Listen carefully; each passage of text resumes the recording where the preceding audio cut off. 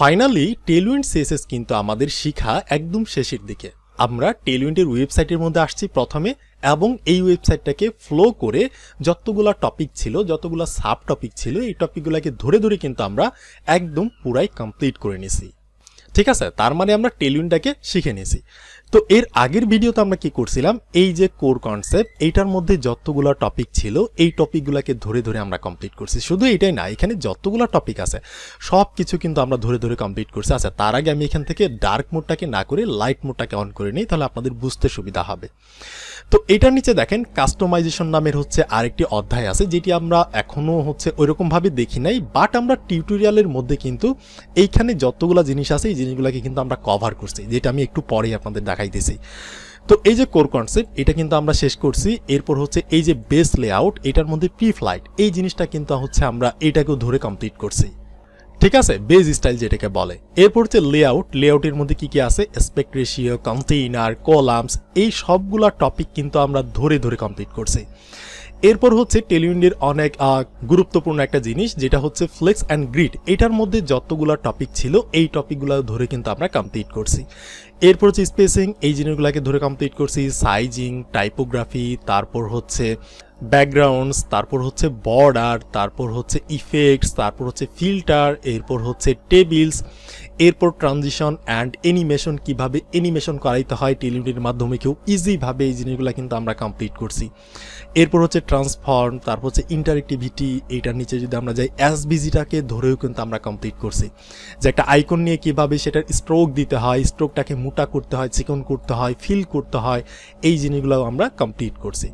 তার মানে টেলউইন্ড ওয়েবসাইটের মধ্যে প্রত্যেকটা জিনিসকেই কিন্তু আমরা ধরে ধরে একদম এ টু জেড ইন ডিটেলসে আমরা আলোচনা করার চেষ্টা করছি এবং শেখার চেষ্টা করছি।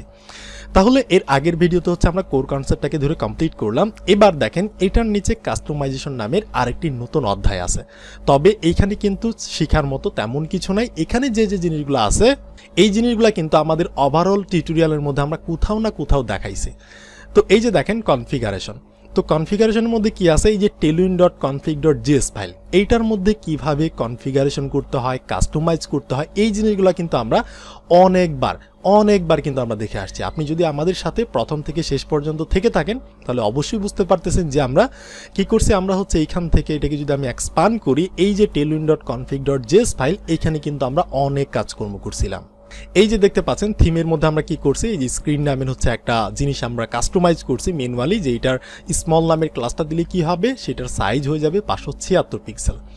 এরপর লেটার স্পেসিং আমরা আমাদের ইচ্ছা মতো এখানে এটাকে বসাইছি। এরপর হচ্ছে ফন্ট ফ্যামিলি, আমরা আমাদের ইচ্ছা মতো একটা ফন্ট ফ্যামিলি কিন্তু এখানে বসাইছি। সো এই জিনিসটাকে কিভাবে কাস্টমাইজেশন করতে হয় আমরা কিন্তু এগুলা অলরেডি দেখে আসছি, এখানে নতুন করে দেখার কিছু নাই। এটাই কিন্তু তারা দেখাইতেছে যে কালারের মধ্যে কি কি কালার থাকবে, ভেরিয়েন্ট, সো এগুলা কিন্তু দেখাইছে, যে ফন্ট ফ্যামিলি। ঠিক আছে, তো এই জিনিসগুলা কিন্তু তারা এখানে দেখাইছে। সো আমি এটার নিচে দেখতে পাচ্ছেন যে এই যে কন্টেন্ট নামের আরেকটা নতুন টপিক আছে। সো এইখানে কি আছে, এই যে কন্টেন্ট, আপনি যদি এখানে খেয়াল করে দেখেন, এই যে আমাদের এই tailwind.config.js ফাইলের মধ্যে কন্টেন্ট নামের কিন্তু একটা জিনিস আছে, আর এখানে কিন্তু আমরা একটা স্টার দিয়ে রাখছিলাম। এবার মনে করে দেখেন তো এই কাজটা আমরা কখন করছিলাম, যখন আমরা এই প্রজেক্টটাকে সেট আপ করছি, যখন আমরা টেলউইন্ডটাকে ইনস্টলেশন করছি, তখনই কিন্তু হচ্ছে আমরা এই কন্টেন্টের মধ্যে একটা স্টার দিয়ে রাখছিলাম। কেন রাখছিলাম, যাতে করে আমাদের এই ওভারঅল প্রজেক্টের মধ্যে টেলউইন্ডটা কাজ করে। ঠিক আছে, আপনি যদি নির্দিষ্টভাবে যে কোনো একটা ফাইলকে যদি আপনি সিলেক্ট করে দেন, মানে একটা পাথকে যদি আপনি সেট করে দেন যে শুধুমাত্র টেলউইন্ডটা কাজ করবে সেই পাথে বা সেই ফাইলে, সেটা ছাড়া অন্য কোনো পাথ বা ফাইলে কাজ করবে না। সো সেটাই কিন্তু তারা এখানে বলতেছে। তার মানে আমরা আমাদের টিউটোরিয়ালের ফাঁকে ফাঁকে কিন্তু এই জিনিসগুলোকে আমরা কমপ্লিটলি শেষ করছি। এই যে থিমের মধ্যে আপনি কাস্টমাইজেশন করতে পারেন, এই যে ব্রেক পয়েন্টের জিনিসগুলোকে আপনি আপনার ইচ্ছা মতো সেট করতে পারেন, যেটা কিন্তু আমরা এই যে এখানে করছিলাম, এই যে স্ক্রিনের মধ্যে এই যে থিমের মধ্যে স্ক্রিন, এখানে আমরা ইচ্ছা মতো করছিলাম। সো এখানেও দেখেন এই যে থিম, এটার মধ্যে স্ক্রিন, এখানে কিন্তু তারা ইচ্ছা মতো করছে। আপনার যদি টেলউইন্ডের ব্রেক পয়েন্টগুলোকে পছন্দ না হয়, আপনি আপনার ইচ্ছা মতো এখান থেকে কিন্তু ব্রেক পয়েন্টগুলোকে কাস্টমাইজ করতে পারেন tailwind.config.js ফাইলের মধ্যে। ঠিক আছে, এরপর দেখেন এই যে কালার রিলেটেড তারা কাস্টমাইজেশন করছে, ফন্ট ফ্যামিলি করছে। ঠিক আছে, এই জিনিসগুলো কিন্তু তারা এখানে করছে। আচ্ছা, এরপর দেখেন এই যে স্ক্রিনের মধ্যে হচ্ছে দেখতে পাচ্ছেন যে ওই যে ব্রেক পয়েন্ট টাইপের যে জিনিসগুলো তারা ইচ্ছা মতো হচ্ছে কাস্টমাইজেশন করছে, আপনি এটাকে করতে পারেন। এরপর কালার কাস্টমাইজেশন করতে পারেন। এই যে এখানে ক্লিক করলে দেখতে পাচ্ছেন এখানে অসংখ্য ধরনের কালার আছে। এই যে 50 থেকে শুরু করে অপাসিটি একদম 950 পর্যন্ত কিন্তু অপাসিটি দেওয়া আছে প্রতিটা কালারেরই। এখান থেকে ক্লিক করে কিন্তু আপনি যে কোনো একটা কালারের কোড কপি করে আপনি ইচ্ছা মতো ব্যবহার করতে পারেন, যেগুলো কিন্তু এতদিন আপনার জানার কথা। এরপর হচ্ছে স্পেসিং আপনি হচ্ছে এখান থেকে ইচ্ছা মতো সিস্টেম করতে পারেন, কাস্টমাইজেশন করতে পারেন। যে স্পেসিং ডিফল্টভাবে ধরেন 2 এর বেলায় 12 দেওয়া আছে, বাট আপনি চাইতেছেন যে না আপনি 2 যখন কল করা হবে স্পেসিং -2 তখন যাতে এখানে 20 পিক্সেল চলে আসে, সো আপনি এখানে কাস্টমাইজেশন করে দেন tailwind.config.js ফাইলের মধ্যে। তো এই জিনিসগুলো কিন্তু আমাদের জানার কথা। এরপর দেখতে পাচ্ছেন প্লাগইনস, অনেক ইন্টারেস্টিং একটা জিনিস প্লাগইনস। সো আমরা যদি কম্পোনেন্ট টাইপের কোনো কিছু ব্যবহার করতে চাই, টেলউইন্ডের মধ্যে কিন্তু কম্পোনেন্ট টাইপের কোনো জিনিস নাই, আছে আমি একটু পরেই দেখাবো, বাট ওই রকম ভাবে নাই যে বুটস্ট্র্যাপের মধ্যে যেমনটা ছিল যে আমরা চাইলেই একটা কার্ড নিয়ে আসতে পারতেছি, চাইলেই একটা স্লাইডার নিয়ে আসতে পারতেছি, চাইলেই একটা নেভিগেশন বারকে আমরা নিয়ে আসতে পারতেছি, বাট টেলউইন্ডের মধ্যে কিন্তু এমনটা নাই। কিছু কিছু আছে, বাট আছে, সব জিনিসই আছে, কিন্তু ওই জিনিসগুলোকে নিতে গেলে আপনাকে পেমেন্ট করতে হবে, কিছু পয়সা পাতি দিতে হবে। কিন্তু ফ্রিও কিছু আছে, বাট সেগুলো বেশি একটা কাজই লাগে না, ঠিক আছে। তো আপনি যে কাজটা করতে পারেন, কোনো একটা প্লাগইন কিন্তু আপনি ব্যবহার করতে পারেন, মানে কোনো একটা কম্পোনেন্ট কিন্তু হচ্ছে আপনি ব্যবহার করতে পারেন। তো এইরকম কম্পোনেন্ট বেস হচ্ছে অনেকগুলো লাইব্রেরি আছে টেলউইন্ডের। আপনি যদি এখান থেকে গুগলে যান, গুগলে যদি সার্চ করেন যে Tailwind CSS best component library যদি লিখে আপনি সার্চ করেন যে Tailwind CSS best component library, তাহলে কিন্তু যেখানে গুগল আপনাকে দেখাইতেছে যে টপ 7 টেলউইন্ড কম্পোনেন্ট লাইব্রেরি 7টা সে পাইছে, আরও আছে অনেক, বাট এখানে 7টা দেখাইতেছে। এখান থেকে দেখতে পাচ্ছেন যে টেলউইন্ড এলিমেন্টস, তারপর হচ্ছে টেলউইন্ড টেমপ্লেট, তারপর আছে হচ্ছে ডিজিইউআই। এটার নাম কিন্তু আপনি অনেকবার শুনে থাকবেন যে ডিজিইউআই খায় না মাথায় দেয়, এটা কিন্তু আপনি জানেন না। আমি একটুখানি জাস্ট আপনাদের ওভারভিউ দিব যে এটাকে কীভাবে ইনস্টলেশন করতে হয়, কীভাবে হচ্ছে আপনি ডিজিইউআই থেকে কোনো কম্পোনেন্ট আনতে পারেন, বাট সেটা পরে। এরপর দেখতে পাচ্ছেন যে হাইপার ইউআই, তারপর হচ্ছে ফ্লোবিট, এই টাইপের কিছু হচ্ছে টেলউইন্ডের কিছু হচ্ছে কম্পোনেন্ট লাইব্রেরি আছে, যেটাকে আপনি ইউজ করে কি করতে পারেন, বিল্ডিং কিছু কম্পোনেন্ট, কার্ড বা নেভিগেশন বার বা স্লাইডার বা হিরো এরিয়া এই টাইপের কিছু, বা হচ্ছে ফুটার এরিয়া এই টাইপের কিছু কম্পোনেন্ট আপনি নিয়ে আসতে পারেন, যেটা অলরেডি করা আছে। আপনি জাস্ট সেখান থেকে নিয়ে আপনার ওয়েবসাইটের মধ্যে ব্যবহার করবেন। এই রিলেটেড হচ্ছে যখন আপনি এই যে কম্পোনেন্ট লাইব্রেরি ইউজ করবেন, তখন হচ্ছে আপনাকে এই যে tailwind.config.js ফাইলের মধ্যে মডিউল এক্সপোর্টের মধ্যে প্লাগইনের মধ্যে হচ্ছে আপনাকে এগুলো অ্যাড করতে হবে, ঠিক আছে। এই যে প্লাগইনের একটা জায়গা আছে যেটা ফাঁকা, যখন আমরা করব ডিজিইউআই, এখান থেকে হচ্ছে বর্তমানে অনেক পপুলার যেটা, সেটা হচ্ছে ডিজিইউআই আর হচ্ছে ফ্লোবিট। তো আমি ডিজিইউআইটাকে ছোট্ট করে আপনাদের একটু দেখাবো, বাট পুরোপুরি না, আপনাকে জাস্ট আমি কনসেপ্টটা দেখাবো যে কীভাবে ইনস্টল করতে হয়। বাকি প্রসেসটা কিন্তু আপনি নিজে থেকেই পেরে যাবেন, ঠিক আছে। তো এইটা গেল। এরপর হচ্ছে এই যে প্রিসেটস, তো এটাও হচ্ছে এই টাইপের কিছু একটা। তাহলে এই জিনিসগুলো কিন্তু আমরা ধরে ধরে একদম কমপ্লিট করছি, কোর কনসেপ্টের জিনিসগুলোকে আমরা কমপ্লিট করছি। এবার দেখেন এইটার উপর গেটিং স্টার্টেড, অর্থাৎ টেলউইন্ড প্রজেক্টটাকে স্টার্ট করতে গেলে একদম ফার্স্ট থেকে, তাহলে আমাদের যে যে কাজগুলো করতে হবে সেই কাজগুলো কিন্তু এখানে স্টেপ বাই স্টেপ তারা বলে দিছে। যে একটা প্রজেক্ট প্রথমে ইনস্টল করতে গেলে বা সেট আপ করতে গেলে কি করতে পারবেন, আপনি কয়েকভাবেই এই টেলউইন্ড প্রজেক্টটাকে সেট আপ করতে পারবেন। একটা হচ্ছে টেলউইন্ড সিএলআই এর মাধ্যমে, যেটা হচ্ছে আগে করা হইতো বেশিরভাগ, বাট বর্তমানে কিন্তু এই যে ইউজিং পোস্ট সিএসএস এইটাকে ব্যবহার করেই কিন্তু মানুষজন হচ্ছে টেলউইন্ডটাকে ব্যবহার করে। এটা হচ্ছে সব থেকে রেকমেন্ড, এটা হচ্ছে অনেক আধুনিক একটা জিনিস, ঠিক আছে। আর এরপর হচ্ছে যে ফ্রেমওয়ার্ক গাইডস, এখান থেকে আপনি কি কি ফ্রেমওয়ার্কের মধ্যে এই টেলউইন্ডটাকে ব্যবহার করতে পারবেন দেখতে পাচ্ছেন যে নেক্সট জেএস, তারপর লারাভেল, এই যে ভিটের মাধ্যমে আপনি জিনিসটাকে করতে পারবেন। ভিটা হচ্ছে একটা fast and modern development server and build tool. এই জিনিসটা অনেক বর্তমানে অনেক পপুলার, ভিটটা অনেক ফাস্ট। এরপর হচ্ছে আপনি এই জিনিসগুলোর মধ্যে ইউজ করতে পারেন, ঠিক আছে। এরপর হচ্ছে প্লেসিডিয়ান, আপনি ইনস্ট্যান্ট যদি কোনো একটা প্রজেক্ট তৈরি করতে যান যেটা হচ্ছে প্রোডাকশনের জন্য না, জাস্ট আপনার প্র্যাকটিসের পারপাসে, তখন আপনি এত কিছু করে ইনস্টল না করে আপনি জাস্ট সিম্পলি এইখান থেকে যান প্লেসিডিয়ান, আর এখান থেকে যে স্ক্রিপ্ট লাইনটাকে আপনি কপি করে আপনার HTML ফাইলের মধ্যে হ্যাডের মধ্যে দিয়ে দেন, তাহলে কিন্তু আপনি টেলউইন্ডের সমস্ত ফিচারই কিন্তু আপনি ব্যবহার করতে পারবেন।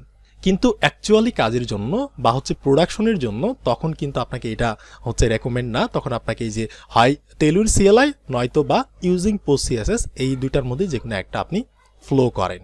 তো এই জিনিসগুলো কিন্তু আমরা প্রথমেই দেখে আসছি। এরপর দেখতে পাচ্ছেন যে এডিটর সেটআপ, আপনি আপনার এডিটরের মধ্যে যে জিনিসগুলো সেট আপ করতে পারেন। এখানে প্রথমেই দেখাইছে যে ইন্টেলিজেন্স, আপনি টেলউইন্ডের যে ক্লাসগুলো আছে সেই ক্লাসগুলোকে যদি আপনি সাজেস্টের মতো করে চান, তারপর হচ্ছে আপনি ইজিভাবে ব্যবহার করতে চান, তাহলে একটা ইন্টেলিজেন্স আছে, একটা এক্সটেনশন আছে ভিএস কোডের মধ্যে যেটার নাম হচ্ছে ইন্টেলিজেন্স, টেলউইন্ড ইন্টেলিজেন্স।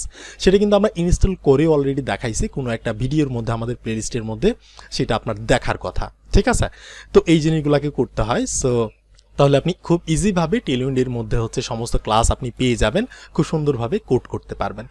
এরপর হচ্ছে ইউজিং উইথ প্রি প্রসেসর। আমরা কিন্তু একটা প্রি প্রসেসরও ইনস্টল করছিলাম যখন আমরা প্রজেক্টটাকে সেট আপ করছিলাম। মনে আছে কি, ওই যে আমরা হাইফেন দিয়ে হচ্ছে আমরা কি লিখছিলাম, পি লিখছিলাম, অর্থাৎ পোস্ট সিএসএস এর জন্য এই যেখান থেকে দেখতে পাচ্ছেন post CSS dot config dot GS file, এই ফাইলটার জন্য হচ্ছে আমরা কি করছিলাম, হাইফেন দিয়ে একটা পি লিখে দিয়েছিলাম। সো এই জিনিসগুলো কিন্তু আমরা প্রজেক্ট সেট আপের সময় করে নিছি। ঠিক আছে, এরপর হচ্ছে অপটিমাইজিং ফর প্রোডাকশন। যখন আপনি প্রোডাকশনের ক্ষেত্রে যাবেন, আপনার প্রজেক্টটাকে যখন আপনি প্রোডাকশনে নিয়ে যাবেন, তখন আপনি কি করবেন, এই জিনিসগুলোকে হচ্ছে বিল্ড করবেন। ঠিক আছে, এই জিনিসগুলোকে আপনি কি করবেন, বিল্ড করবেন। তো একটা টেলউইন্ড প্রজেক্টকে কিভাবে বিল্ড করতে হয় চলেন আমি একটুখানি আপনাদের দেখাই দেই। ধরেন আপনি একটা প্রজেক্ট বানাইছেন, ঠিক আছে, প্রজেক্টটা হচ্ছে ধরেন এইটাই একটা প্রজেক্ট। তো প্রজেক্টের মধ্যে আমি একটা ব্যাকগ্রাউন্ড কালারও দিয়ে দিই, এটা হচ্ছে আমাদের অনেক সিম্পল মিনি একটা প্রজেক্ট। সো হাইপেন ধরেন গ্রিন কালারের এখান থেকে 900 কিছু একটা দিয়ে দিলাম, তাহলে দেখতে পাচ্ছেন এরকম একটা ডিপ। সো আপনি চিন্তা করেন যে এইটাই হচ্ছে আমাদের একটা ওয়েবসাইট। ঠিক আছে, এবার এই ওয়েবসাইটটাকে আমরা ফাইনাল প্রোডাকশনে নিয়ে যাব। তো এই জন্য কি করতে হবে, এই জন্য এই প্রজেক্টটাকে প্রথমে আমাদের বিল্ড করতে হবে। তো বিল্ড করতে গেলে কি করতে হবে, এখান থেকে কন্ট্রোল জে মেরে আমি টার্মিনালটাকে ওপেন করলাম। সো এখানে যেহেতু সার্ভারটা চলতেছে, আমি এখান থেকে ক্লিক করে নতুন একটা টার্মিনাল ওপেন করলাম। তো এরপর আমি যেটা করব সেটা হচ্ছে npm run build বিল্ড নামে কমান্ডটা দিব, তাহলে কিন্তু আমার প্রজেক্টটা বিল্ড হয়ে যাবে। বাট এটা প্রথম অবস্থায় হবে না, এখানে একটা অ্যারোর থ্রো করবে, দেখতে পাচ্ছেন npm অ্যারো। সো কিছু একটা মিসিং, দেখতে পাচ্ছেন মিসিং স্ক্রিপ্টের মধ্যে বিল্ডটাকে সে মিস করতেছে। তো আমাদের এই প্রজেক্টটাকে বিল্ড করতে গেলে কি করতে হবে, আমাদের এইখান থেকে এই যে প্যাকেজ ডট জেসন এই ফাইলে আসতে হবে।